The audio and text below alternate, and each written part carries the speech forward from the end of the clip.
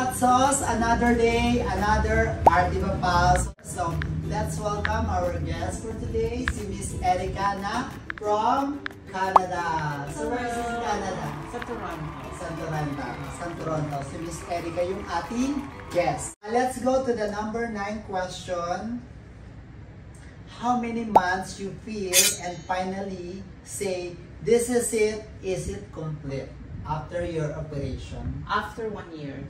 After one year, doon mo na-feel na talagang complete trans woman ka na. Kasi yung... How is it? Yung after ng surgery ko ha. After ng surgery ko. Yung pag-ihi mo normal na, yung... Kasi pag-ihi, pag-aaralan mo, tinatawagan ko yung sister ko. So ito nga pala yung nakakatawa doon. Kasi syempre, as a born as a woman, parang lahat bago sa'yo. Parang bago sa'yo. Parang yung, let's say, nung una, yung pag-ihi. Parang, ganun ba yun? Ganun-ganun. Yung parang yung kung saan-saan, ganun-ganun. So yung pala, sabi na, tinatawa ko yung sister ko kasi syempre, she was born woman. So sabi niya, sis, antayin mo lang, makakontrol mo din yan. So eventually, makakontrol mo din. Ganun pala yun, yung parang sa din. So, ganun. Siyempre, yung ihi mo, dumadaos-dos na dun sa may ilalim. So paano, ganun. Tapos mga hygiene wash, o mga, sabi ko, saan ako bibili ng lactacid, mga panghugas, ganun. So, tapos... Same thing with the woman. So, ang magkakaiba lang is, wala tayong regla. Yes. Hindi ka nire-regla. Nag-ano din lang, yung panty liner, nagpa-panty liner din. Bakit? May lumalabas ba? Siyempre, ano din yun may hygienic. For hygienes naman yun. Okay.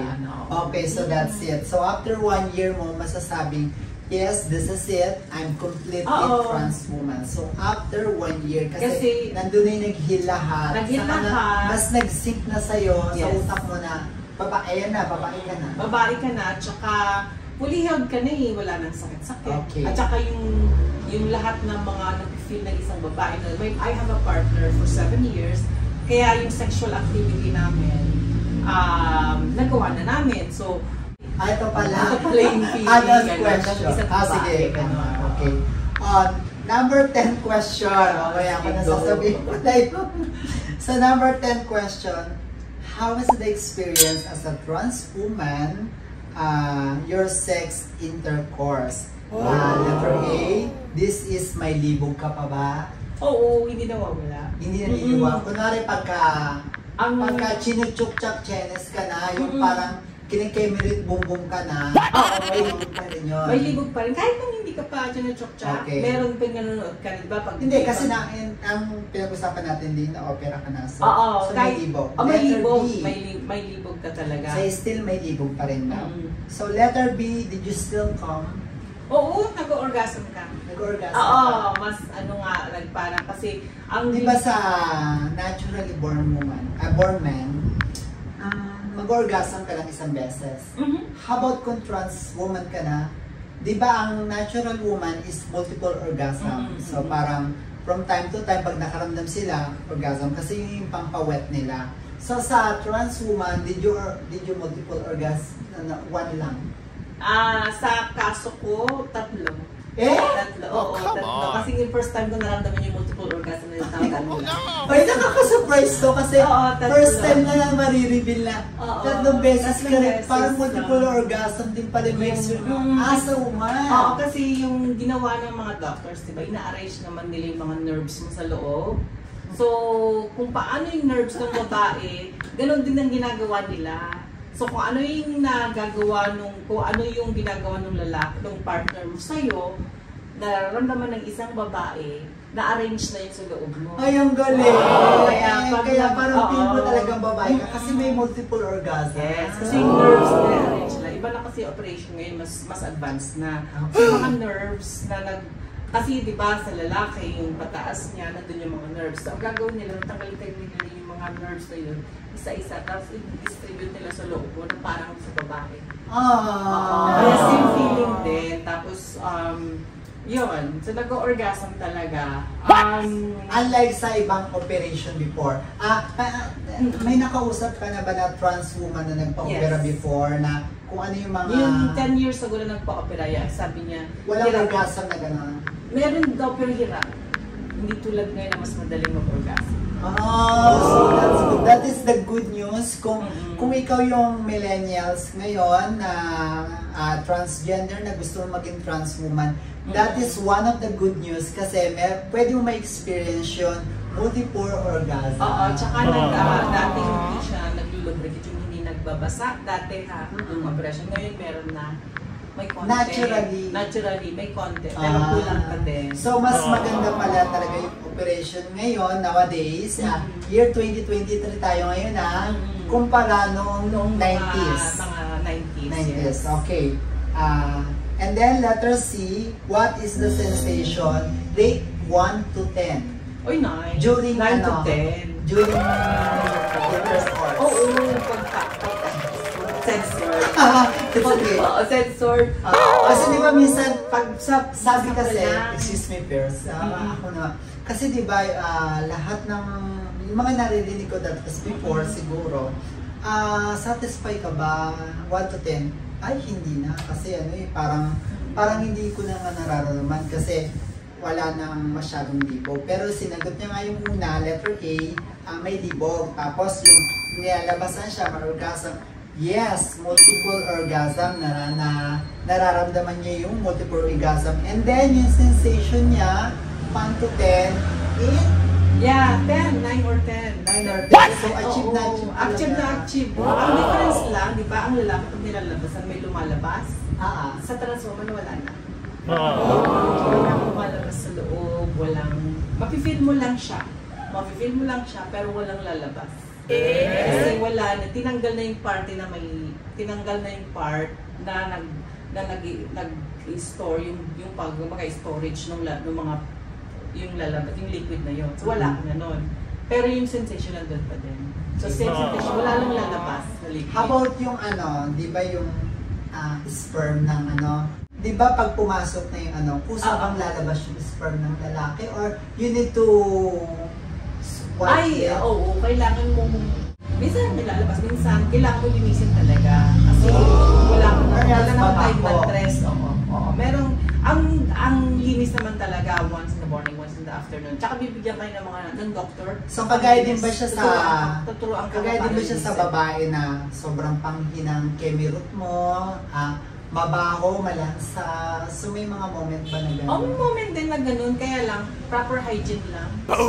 Even sa totoong babae, di ba? Yes, exactly, even sa totoong babae, kailangan mo talaga ng proper hygiene para hindi mangamoy putok yung ari mo, mangamoy malansa. I'll give you a tip. Yung sa mama ko naman doon ang galing. Yung panghugas mo is yung 1 liter, yung 1 litro ng tubig, lagyan mo ng 4 na kutsarita ng suka. Okay. Yun yung pang-flush mo. Kasi mayroong binibigay yung doctor ng pang-flush. So once in the morning, once in the afternoon, bago ka matulog. And effective. Hindi siya mabaho. Hindi siya. Kasi kung tubig lang, minsan may amoy talaga. Unfortunately. So dito na tayo sa what is the different feelings during your intercourse between natural born woman and man-made woman, artificial woman or trans woman. Yung mga sinabi niya Ang sabi ng husband ko naman, kasi I asked that. Like for example, so sabi niya, itsura, sabi niya wala pagkakaiba. Okay. Kahit wala pagkakaiba, kahit balibaliktad mo, wala na pagkakaiba. Yung deep, ang doctor kasi pwede kanya lagyan from 5 inches minimum to maximum of 8 inches. So on my case, sabi ng doctor, binigyan niya ako hanggang 7.5. Ang sabi niya yung sa deep? Sa deep, anong pagkakaiba? Kasi wala daw pagkakaiba. Walang pagkakaiba. Ang sabi lang niya, sa feelings wala din masyadong pagkakaiba unless experience ka na talaga sa mga iba-ibang babae. Oh, so parang may mahalata mo. Kumbaga, master na yung naging asawa mo, yung parang babaero talaga siya, yung parang different kinds of woman na yung experience niya. How does it feel? Sinabi niya? Ang sabi niya sa akin, mas masikip compared to woman. To yung sa natural woman. Oh, mas masikip daw. Sabi niya, mas masikip. Sabi niya, yun dun sa parang sa woman kasi habang nandun daw, lumuluwag ng lumuluwag. Yung sa artificial, maintain daw yung sikip. Oh, yun yung sabi talaga ng lalaki. Kaya minsan daw talaga, lalo na excited daw yung woman. Kasi di ba multiple orgasm na yung woman. So nag-expand yung kanila. Nag-expand yung kanila. Lumuluwag. Tapos, madulas na madulas. Yes, sa transformer naman, madulas din kasi gagamit ka naman ng lube, ng lubrication. Yes. Pero, nami-maintain mo yung sikip. Okay. So, masikip na masikip, hindi siya lumuluwag. Masikip lang talaga siya. So, aside from that, ano pang yung, sabi niya, kung let's say, yung lalaki go down on you. Yung pag-go down on you, pagka nagpupulutan siya, pagka siya, kumakain siya ng tako. Pwede bang, makikita niya yung difference. Doon niya nakikita. Pag yung let's say, titignan daw niya maigi, doon niya makikita yung difference ng tinggil. Oo. Makamahalat tayong tahe or whatever. So kasi nasa liwanag. Yes, kung wala sa liwanag, hindi na mahalata. Hindi mahalata. Pero kung nasa liwanag, doon, kung masyado yung kumakain is, kung napupulutan, talagang maano siya. Tingin ng maigi. Oh my goodness! The topic for today. So kung gagawin kanyang pulutan, so nandun din yung difference kasi makikita niya lang yung tahe. Oo, pero yung itsura, pag let's say, tinignan lang niya, ganyan ka dyan, wala, nakatayo ka, yung pagkinain na. Anong difference ng pagkinain? Anong experience, anong change, difference feeling niya pagka tinikman niya yung ginawa niyang pulutan yung yung natural woman at ginawa niyang pulutan yung wala daw. Almost the same. Pag nabanggit mo yung tinggil, anong pagkakaiba ng tinggil ng natural at sa artificial? Mas sensitive sa trans woman, I think. I think so.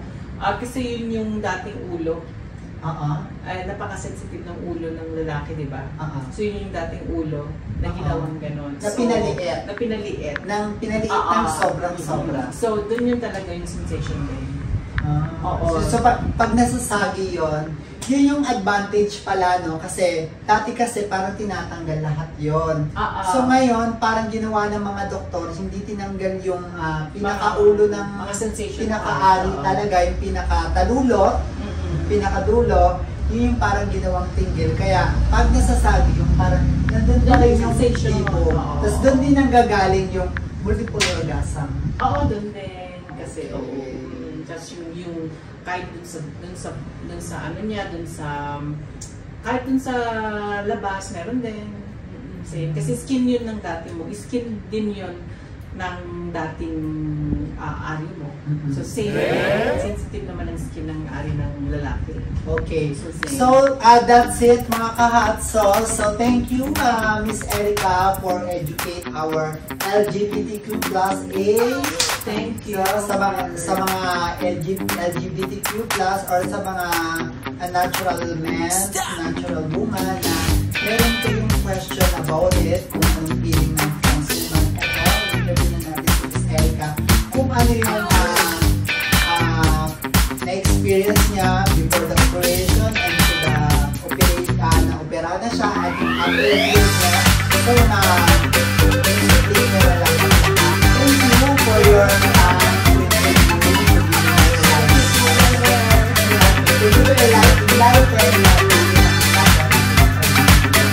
maraming question na tinatawag natin. So, this is me, Arnolo Santos, together with Erica. Another day, another See you next time again on my next vlog. Dito pa rin sa